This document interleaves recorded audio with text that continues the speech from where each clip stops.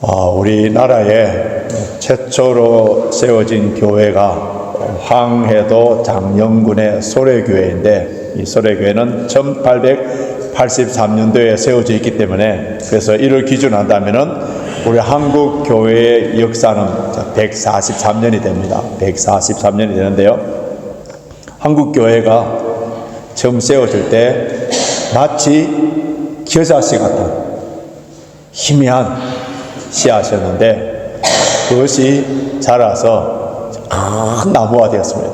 특별히 70년대, 80년대는 급성장을 하여서 세계에서 가장 큰 교회들이 교단별로 우리 서울에 있었고요. 그리고 모든 세계 교회들이 한국의 갑작스러운 성장, 부흥에 대해서 다 연구의 대상이 되었습니다. 그러다가 1995년도부터 지금까지 계속적으로 마이너스 성장으로 말미암아 이제는 교회의 숫자와 성도의 숫자가 점점 줄어들고 있어요. 외적인 이런 마이너스 성장보다 더 무서운 것은 이제 많은 교회들이 성령의 능력이 없어지고 형식적이고 습관적인 예배를 드리고 신앙의 개성이 다음 세대까지 이어지지 못하는 심각한 침체 현상들이 일어나고 있어요. 교회가 세상의 빛과 소음이 되지 못하고 세상 가운데 맑은 물들을 흘러내지 못하고 세상의 죄악에 대하여서 선지자적인 그러한 목소리를 내지 못함으로 말미암아 맛을 잃어버린 소금이 밖에 버려져서 많은 사람들에게 밟히는 것처럼 이제는 교회가 세상에서 멸시와 조롱을 당하는 그런 모습을 보게 됩니다. 지금 한국 교회는 건물을 더 많이 세우고 많은 사람들을 불러 모으는 것보다 더 중요한 것은 거룩과 성령의 능력이 회복되어야 합니다.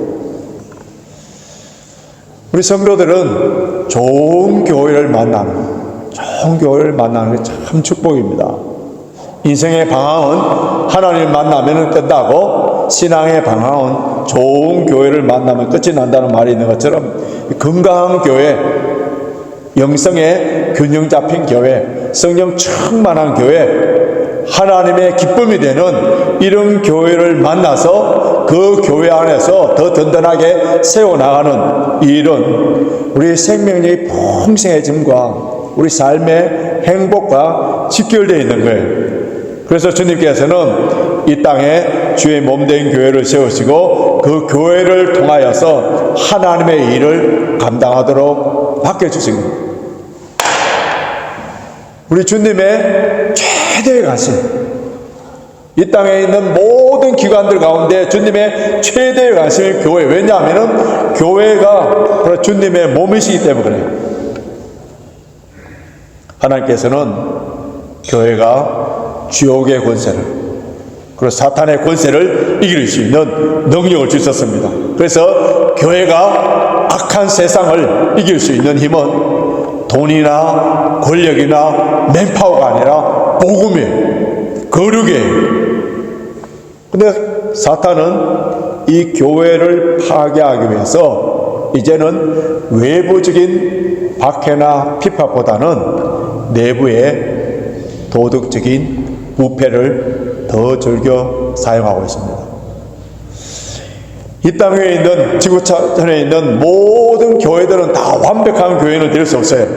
교회 안에도 알곡이 있는가 하면 가라지가 있고요. 교회 안에는 우리가 본받아야 될 진명교사가 있는가 하면은 우리가 본받지 말아야 악한 영향을 끼치는 악한 반면교사들도 있습니다. 그런데 시대와 장소를 초월하여서 모든 교회들이 본받고자 하는 본이 되는 교회가 초대 예루살렘 교회라고 할 수 있는데, 지난 주일 이어서 오늘도 계속 살펴보는데요, 지난 주일에는 그 교회의 격려의 아들, 위로의 아들 바나바, 사도들이 이름을 붙여준 격려의 아들, 그 한 사람이 재산을 팔아서 교회 가난한 사람들과 나눠가지고, 그리고 바울을, 마가를 위대한 사도로 격려하면서 세워준 그런 사람이 있었어요.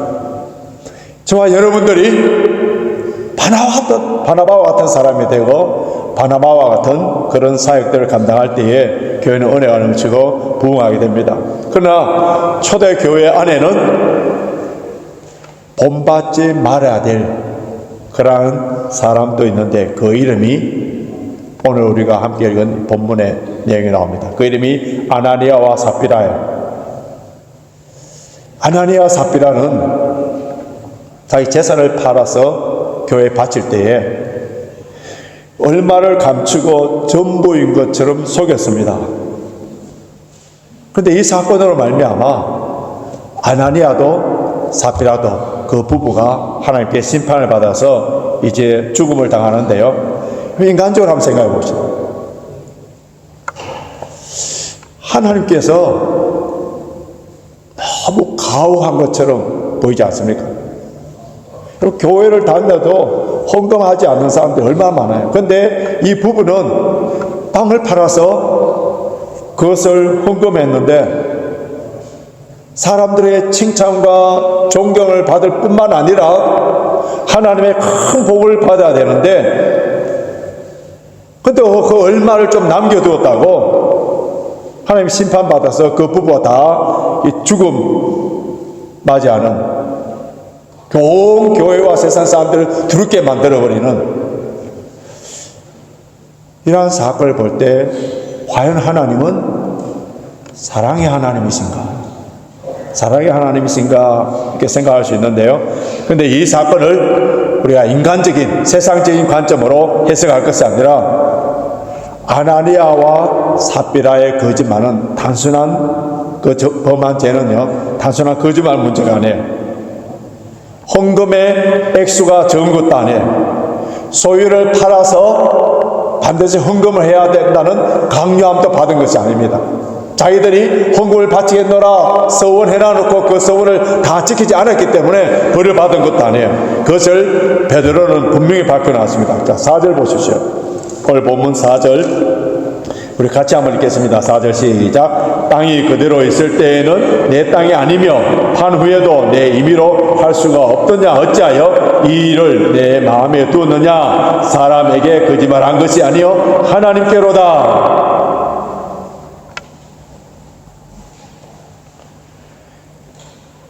그가 이 문제에 있어서 전부를 바치지 아니하고 얼마를 숨겨놓고 이렇게 바친 그 부분에 대해서는요 자신의 헌금을 통하여서 사람들의 칭찬과 영적인 권위를 얻고자 하는 윗선 외식입니다. 이것은 바로 복음과 충돌되는 사건입니다. 복음이 뭡니까? 자신의 의는 죽이고 하나님의 의가 사는 것. 그런데 그들은 복음을 이용하여서 자신의 의를 쌓으려고 하는 거예요. 그리고 경극을 한 척한 그 가면을 쓰면서 공동체의 영적인 우월감을 가지려고 한 거예요. 여러분 이것이 얼마나 큰 죄인지 그들은 즉석에서 생명을 잃고 마는데요 교회의 거룩함을 훼손할 수 있다는 거예요. 교회의 거룩함을 훼손한다는 이것은 주님의 몸을 파괴하는 행위와 같은 거예요. 그래서 이들에게 죽음은 즉각적인 죽음은 굉장히 잔인한 것처럼 보이지만은 그러나 하나님께서는 이제 막 태동하고 있는 그 교회의 거룩함 그 거룩함을 지켜나가는 교회를 얼마나 사랑하고 계시는지 그 사랑의 역사를 우리가 볼 수 있는데요 누룩이 온 덩어리를 펴지기 전에 그 누룩을 제거해야 되듯이 하나님께서는 이 거짓이라는 죄가 복음의 순수함을 삼키지 못하도록 그것을 단호하게 개입하시는 그러한 내용을 볼 수가 있어요. 거룩은 교회의 생명이에요. 교회의 거룩함이 상실되는 순간에 세상과 구별됨이 없어집니다. 그런 교회를 통하여서 복음의 빛을 발할 수가 없는 거예요. 그래서 하나님께서는 그 교회의 거룩함을 지키기 위해서 그 거룩함을 더럽히는 죄에 대해서 하나님께서는 분노하시는 겁니다. 그럼 어떻게 이 아나니아와 삽비라, 아마 성경을 묵상해 보면은 이들은요 그냥 교회의 평신도나 초신자 정도는 아닐 거예요. 아마 바나바를 통하여서 헌금을 받죠. 모든 사람들의 존경을 받고 특별한 이름을 받고 하니까 교회 아마 중직자 가운데 한 사람이라 할 수 있는데요, 어떻게 그들이 하나님을 속이고 이렇게 교회를 속이는 그런 죄를 범하였는지 이 본문을 통해서 우리가 알 수가 있는데, 자 3절 다시 보십시오. 3절 같이 있습니다. 시작. 베드로가 가로되 아나니아여 어찌하여 사단이 내 마음에 가득하여 내가 성령을 속이고 땅값 얼마를 감추었느냐. 성령을 속이고 거룩한 영이에요. 그러나 마귀는 더러운 영입니다. 이것은 더 정확하게 표현하자면 거짓의 영, 속이는 영입니다.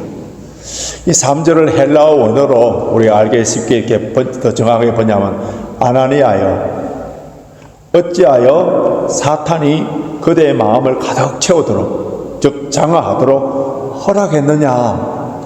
왜 그대로 내버려 두었느냐.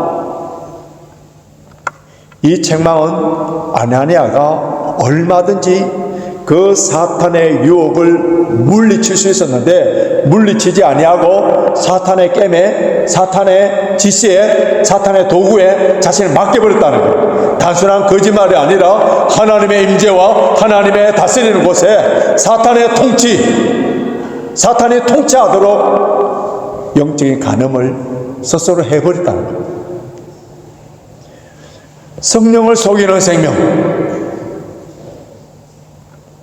더 이상 생명의 존재 가치가 없기 때문에 죽어버린 시체가 되어버렸는데, 여러분 우리 몸에 이 생명이 떠나가 버리면, 영혼이 떠나가 버리면은 이제 이 몸은 바로 부패, 아나니아 삽비라의 시체, 생명을 떠나버린 것, 어둠과 부패와 거짓의 바이러스 전염병 빨리 제거돼야 됩니다. 그런데 이 시체를 거두는 일을 누가 하느냐 하면은, 자 6절 보십시오.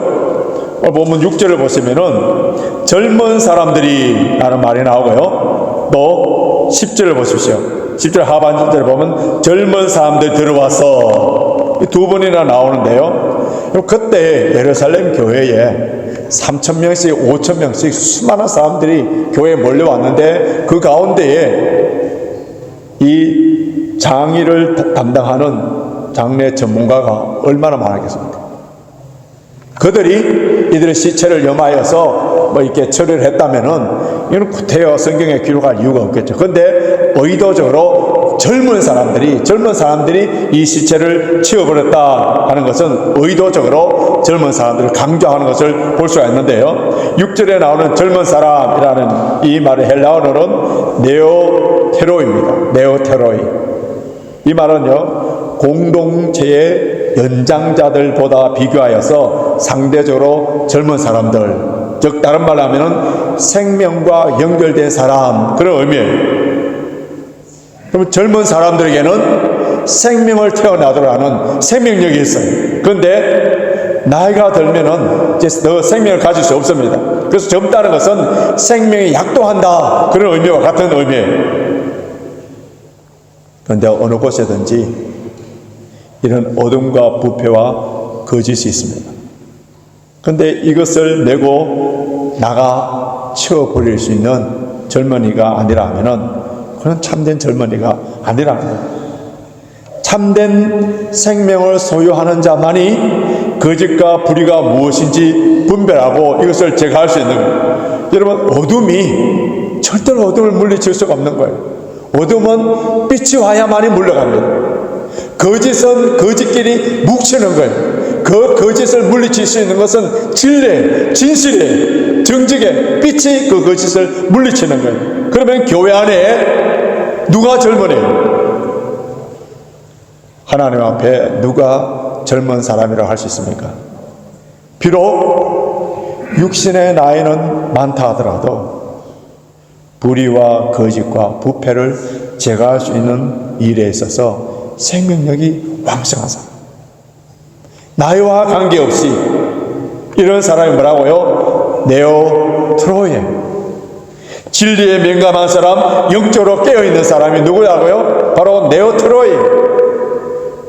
반면에 아무리 육신의 나이가 젊고 청년이라 하더라도 생명력을 잃어버린 사람, 불의와 타협한 사람, 책임과 사명감이 없는 사람들은 젊은이라 할 수 없습니다. 구약 성경에 나오는 갈렙, 그의 나이가 85세가 되었을 때 그는 생명력이 넘쳐났습니다. 그래서 하나님께 주신 소명과 사명에 불타올렸기 때문에 뭐라고 합니까? 이 산지를 내게 주소서. Give me this mountain. 가나안 땅에 있어서 가장 정복하기 어려운 그 어려운 땅을 달라고 해서 그 땅을 정복합니다.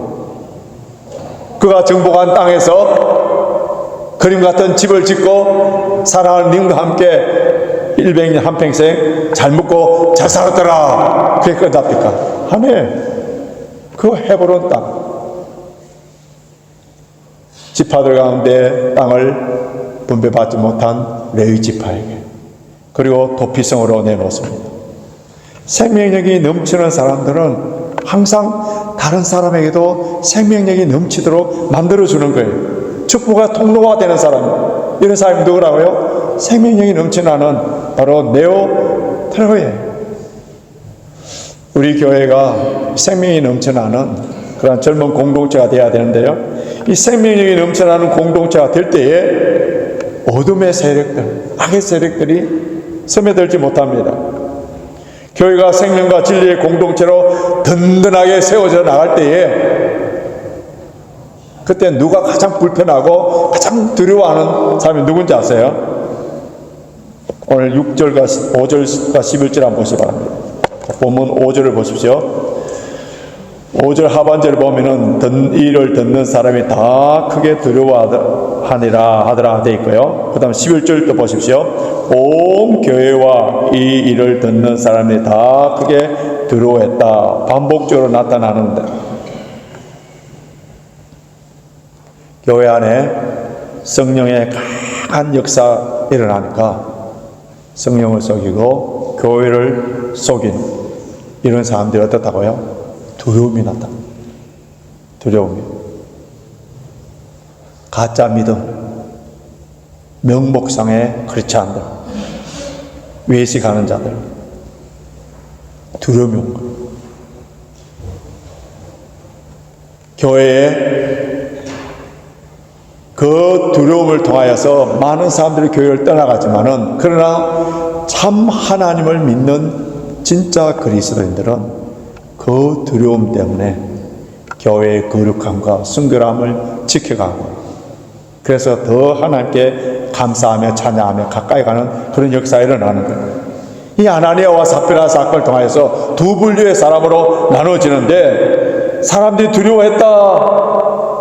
아, 교회는 하나님의 살아 역사하시는구나, 성령이 강하게 역사하시는구나, 자, 우리가 가서 그곳에서 신앙생활을 해야 되겠다 하면서 하나님께로 돌아오는 사람이 있는가 하면은, 반면에 세상적인 인기와 명성을 추구하기 위하여서 교회를 마치 소사 그릇처럼 자신의 이익과 취미생활을 위하여서 다니는 사람들에게는 큰 두려움이, 그래서 교회를 떨쳐 나가버리는 그런 일들이 일어났다는 거예요.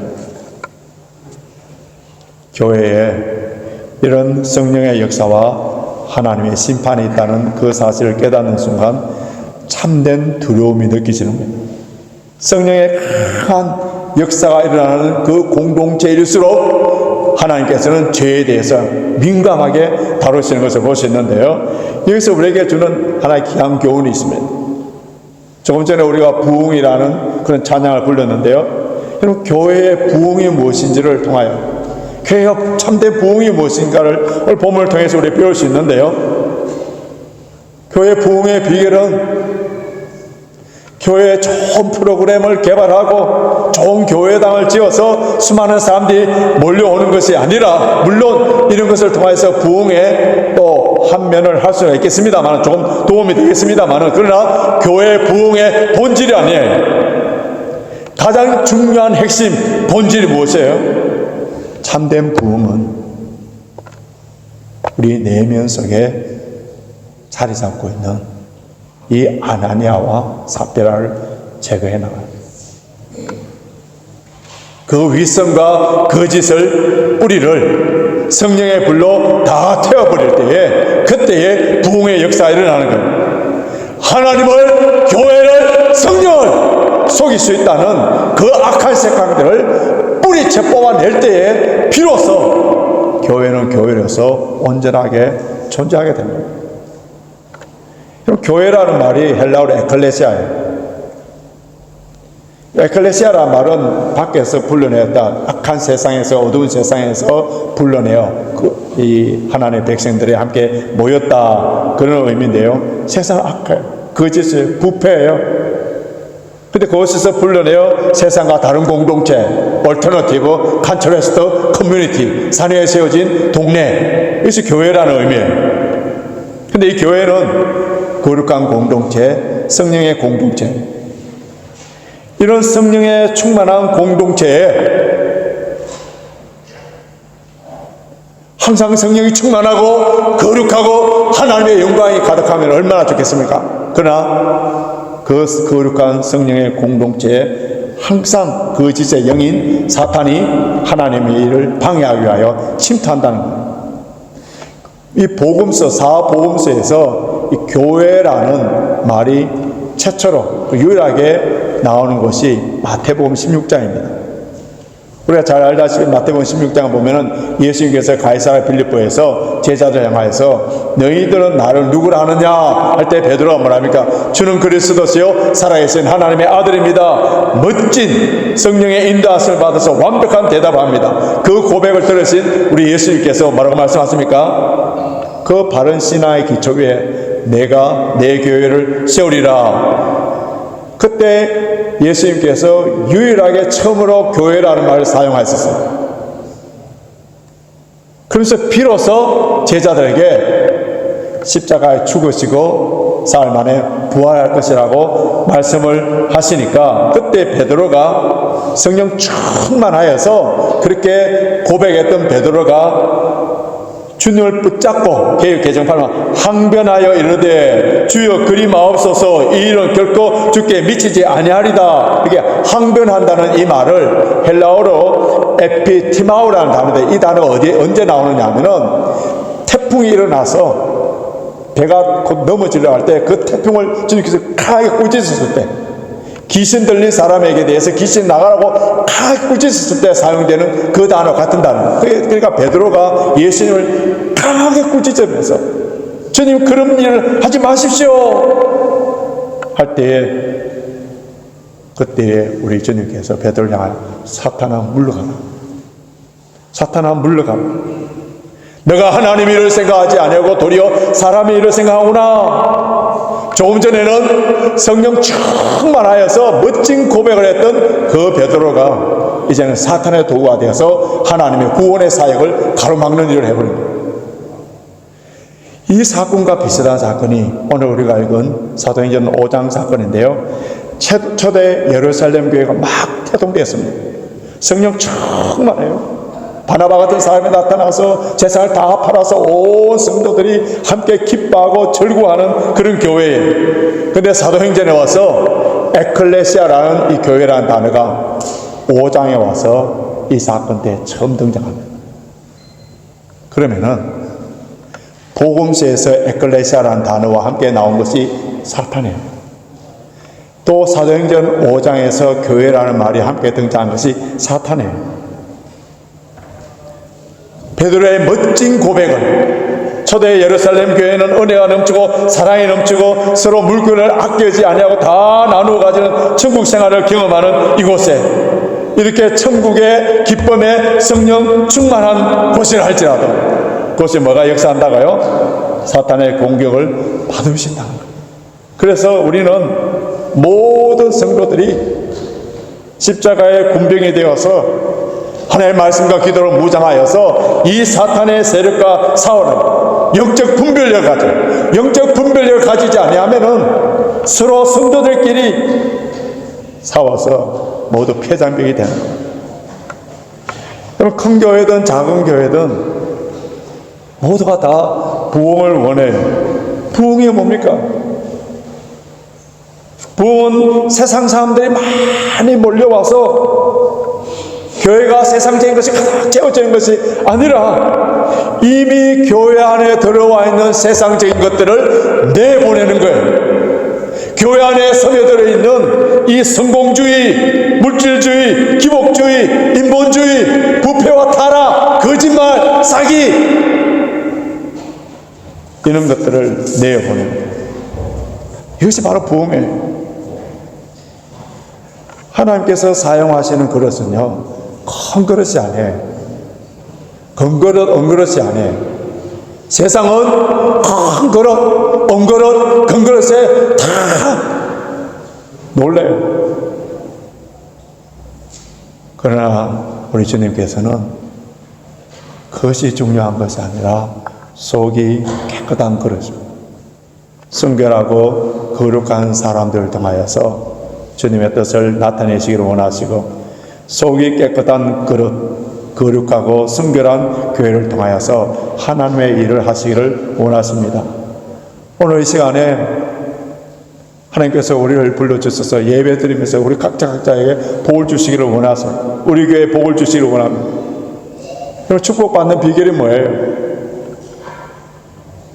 어떻게 하면 하나님께 아름답게 나의 인생에 주님의 거룩함을 위하여서 아름답게 쓰임받는 그 비결은 무엇이에요?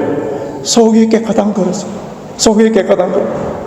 먼저 우리를 살펴봐서 우리 안에 추하고 더럽고 거짓과 불의와 위선과 외식과 교만, 이런 것들을 몰아내고 순결하고 거룩해져. 순결하고 거룩해져. 그래서 다윗은 뭐라고 고백합니까? 기도합니까? 내 안에 정한 마음을 창조하시고 정직한 영으로 새롭게 하소서. 내 안에 정한 마음을 창조하시고 정직한 영으로 새롭게 하소서라고 기도한 것처럼 우리는 거룩한 사람, 정직한 사람이 되게 해달라고 기도를 해야 됩니다. 우리 교회 공동체가 정직한 공동체, 진리의 공동체가 되도록 기도해야 돼요. 거룩이 능력이에요. 거룩한 삶이 승리의 비결이에요. 이스라엘 백성들이 가나안 땅에 들어가서 그들의 첫 번째 싸워야 될 여리고 성에, 그 성을 싸워서 승리하는 비결이 무엇입니까? 무기였어요? 그들의 뛰어난 전략이었습니까? 하나님께서 그들에게 요구하신 것은 거룩이었어요. 거룩한 곳에 하나님의 역사가 일어납니다. 지금 저와 여러분의 삶에 난공불락 같은 그러한 여리고성이 있다면 그것을 무너뜨릴 수 있는 비결은 거룩입니다. 내 속에 아나니아와 사피라를 먼저 제거해야 됩니다. 우리 교회도 새로운 부흥이 불타오르기 위해서는 우리는 거룩을 다시 해보아야 됩니다. 내가 거룩하니 너희도 거룩하라는 하나님의 말씀, 그 말씀 앞에 거룩한 두려움이 회복될 때 교회는 세상을 회복시키는 그런 역사가 일어나는 거예요. 하나님께서 오늘도 거룩한 사람을 찾으시고, 하나님께서는 지상의 수많은 교회들 가운데 거룩한 교회를 찾았습니다. 우리 모두 하나님 앞에 거짓의 가면, 영적인 기만들, 이런 모든 가면을 벗고 지금까지 그런 흉내라도 내었다면 그런 모든 죄들을 주님 앞에 고백하여서 예수 그리스도의 보혈로 씻음받고 하나님에 대한 거룩한 두려움으로 진실한 삶을 살아갈 때 그것이 바로 진정한 교회의 부흥의 길이요 세상을 변화시키는 길인 것을 깨달아서 저와 여러분들이 이러한 순결하고 거룩한 삶으로 말미암아 우리 자신과 우리 교회를 통하여서 하나님의 놀라운 능력을 나타내 보이는 승리하는 삶이 되시길 주님의 이름으로 축원합니다.